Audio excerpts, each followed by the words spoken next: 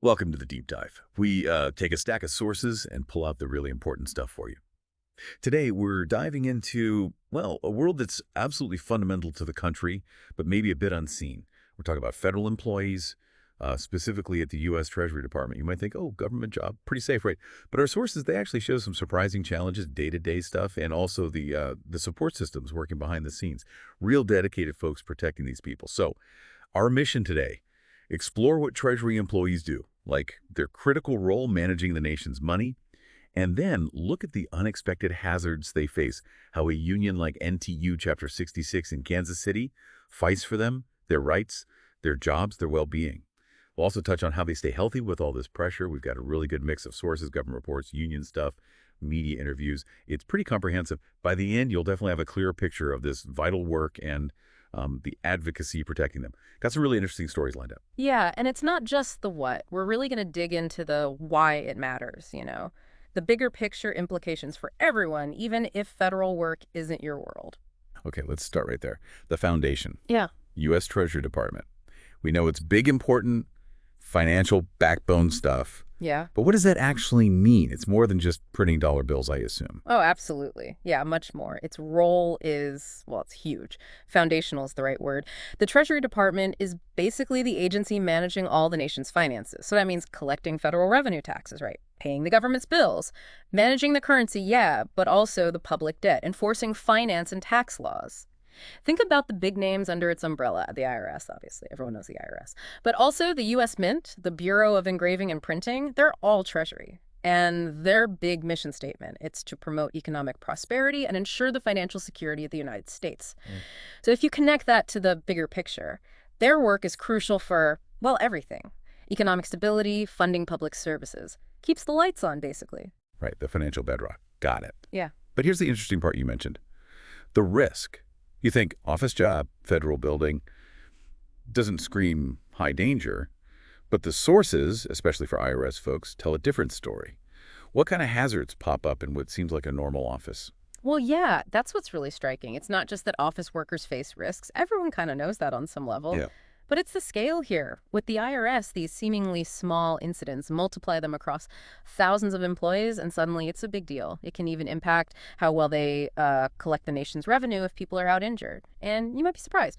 IRS workers file over 800 new injury claims each year. 800 a year. Wow. For office work, what's causing those? A lot of it is, believe it or not, slips, trips, and falls. Pretty mundane stuff, right? But think loose electrical cords. Cluttered walkways, maybe a wet floor near the entrance, icy parking lots in winter, someone even standing on a chair unsafely. A 2016 audit pointed this out specifically. It's a common cause of injury there. Then you've got repetitive strain injuries. Makes sense, right? So many Treasury jobs involve computers, data entry, filing, constant motion. Yeah, carpal tunnel, tendinitis, that kind of thing. Exactly. Carpal tunnel, tendon strain, other musculoskeletal issues. We see a lot of finger and wrist injuries specifically for IRS staff. They often need, better ergonomic setups, desks, chairs, and don't forget stress-related illnesses. Oh, I bet. Especially tax season for the IRS. The pressure must be huge. Immense, yeah. Heavy workloads, tight deadlines. It leads to classic burnout symptoms, sleep problems, anxiety, depression, and it keeps going. There's eye strain, poor lighting, long hours staring at screens, reading fine print that can cause headaches, or even mild hearing issues from just the constant background noise in those really large processing centers. And then there's something pretty unique to the IRS workplace violence threats. From taxpayers. Yeah, dealing with, let's say, irate taxpayers. The IRS actually has specific procedures for potentially dangerous taxpayers. Think about the emotional toll that takes, let alone the potential for actual physical harm. It's a serious risk. Okay, so it's this whole range. Physical strains, falls, immense stress, even threats. Paints a picture. So, when things get tough, who's looking out for these employees? This is where groups like the National Treasury Employees Union, NTEU, come in. Specifically, we're looking at Chapter 66 in Kansas City. They represent IRS employees at one of the biggest IRS sites in the country, and they seem really active. A lot of that seems driven by their president, Shannon Ellis. She's an IRS veteran herself, over 17 years with the union, and she's notched some big wins. She really has. Take the COVID pandemic, for example. Some employees were put on leave without pay, wrongly. Shannon, she meticulously documented everything, talked to management, educated them, end result, dozens of employee records fixed, and thousands, many thousands of dollars in back pay restored. That's huge. Her work also brought in like almost 800 new members to Chapter 66 just during that first pandemic year. She even won a national NTEU award for it. Wow, getting people their money back, that's tangible impact. Yeah. But sounds like she's proactive too, not just reacting to problems. Definitely. Good example. The fitness center on the Kansas City IRS campus. It stayed closed for ages after people came back to the office, even though it was like an advertised benefit. Shannon got tons of questions. Management kind of blew it off initially. But Chapter 66, they didn't let it go. Filed a grievance, pushed it towards arbitration, citing their contract. Faced with that, the IRS eventually gave in and reopened the center. Shannon's quote on it was pretty direct. Without the representation from NTEU, this benefit, along with many employee rights, would be lost.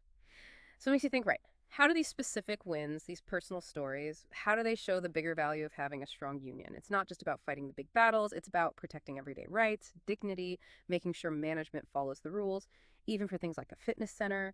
And the whole executive board is involved. Tamala Ford, the EVP, she talked about government shutdowns. Her two adult kids also work for the IRS. So she said, this will impact us immediately. We usually rely on each other, and we can't support each other if we're all in the same predicament. Puts a human face on it. Yeah, that really drives home how these big political things hit actual families. Hard. It does. And Daniel Sharpenberg, first VP, he shared that during the 2019 shutdown, he had to take a second job, making sandwiches, just to afford gas money. His take was blunt. People in Washington forget that we're real people. Many of us are really nervous and afraid. These aren't just abstract policy debates for them. And the challenges go beyond shutdowns or office issues. There's this looming threat now of mass job cuts. This came up after President Trump started his second term in January 2025.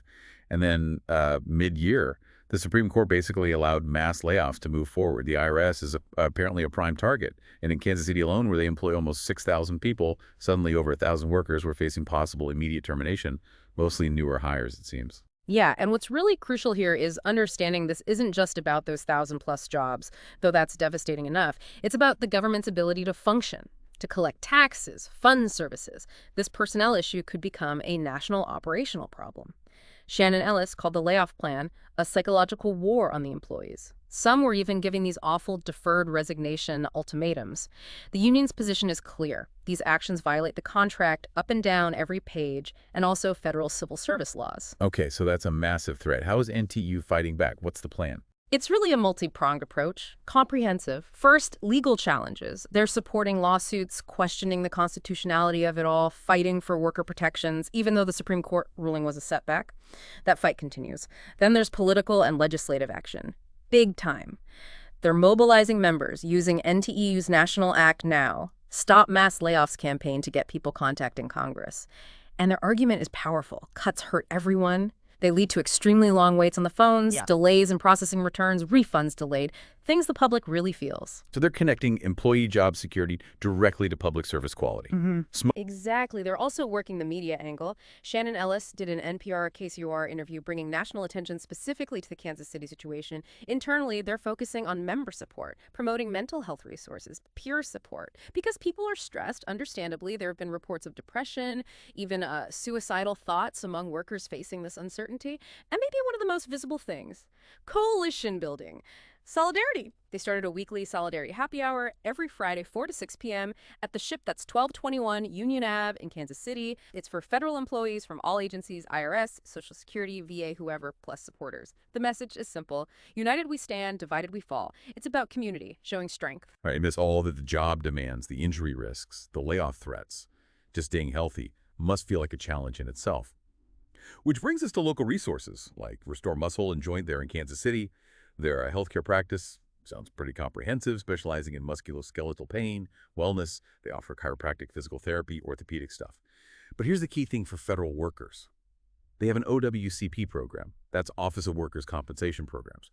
It means they know the federal system, the paperwork, how to handle claims for injured federal employees, which can be notoriously tricky. That's a huge plus. Yeah, and it prompts the question, right? How does this kind of direct health support fit in with the union's work on safety and job security? How does it complete the picture, create a more holistic safety net, restore muscle and joint? They're set up to treat exactly the kinds of things we talked about earlier: back pain, neck strain, carpal tunnel, headaches, sciatica. They have this multidisciplinary team: chiropractors, PTs, medical doctors, rehab folks, so they can tailor the treatment. An IRS worker with, say, chronic back pain from sitting all day might get adjustments, specific exercises, maybe even advanced stuff like disc decompression or soft wave therapy if needed. So it's not just patching people up, it's about real targeted solutions for the kinds of problems these jobs cause. Exactly. And the benefit for the employees is pretty clear. Good proactive care can stop minor issues from becoming long-term problems or permanent damage. Plus, frankly, if you're feeling physically better, you're better equipped to handle the stress, the uncertainty. It helps you focus, stay resilient. It's a really important part of the whole support system. Okay, so wrapping up this deep dive, it's been quite a journey. We've seen the crucial, often invisible work of Treasury employees. We've uncovered those unexpected daily challenges, the risks they face. We've seen the incredible advocacy of NTEU Chapter 66, fighting tooth and nail for rights, for jobs, especially against these layoff threats. And we've highlighted how health resources like Restore Muscle and Joint play a vital role in keeping people well.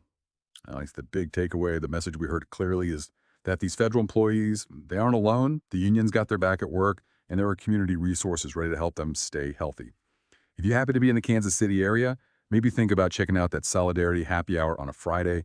Show some support, connect. And for anyone listening who's dealing with pain or injury, especially if you're a federal worker, reach out to providers who actually understand your situation. Yeah, and maybe one final thought to leave you with.